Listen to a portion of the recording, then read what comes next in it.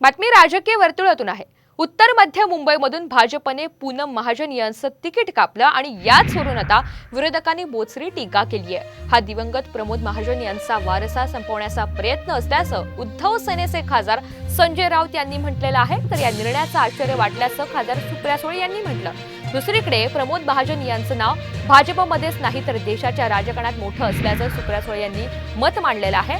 उत्तर मध्य मुंबईमधून भाजपने विद्यमान पूनम महाजन यांचं तिकीट कापून ज्येष्ठ वकील उज्ज्वल निकम यांना तिकीट दिलं आणि याचवर त्यांनी आश्चर्य व्यक्त केलेलं आहे।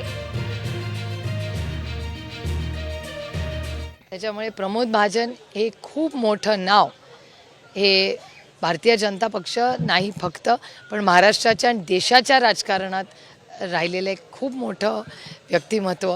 पूनमनीही पार्लमेंटमध्ये असेल किंवा जेव्हा युवा मोर्चाची जबाबदारी होती अतिशय उत्तम काम केलेलं आहे।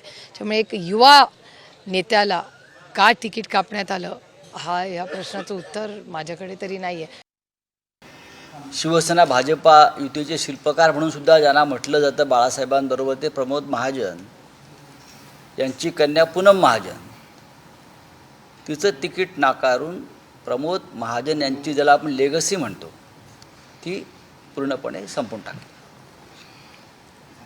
मुंडे परिवाराचं सुद्धा साधारण याच प्रकारे अधपतन केलं।